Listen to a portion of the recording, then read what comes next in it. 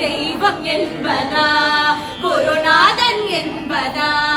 என்னை பார்த்து பார்த்து வளர்வதனால் அன்னை என்பதா உன்னை கடவுள் என்பதா கருணை வடிவம் என்பதா உன்னை கடவுள் என்பதா கருணை வடிவம் என்பதா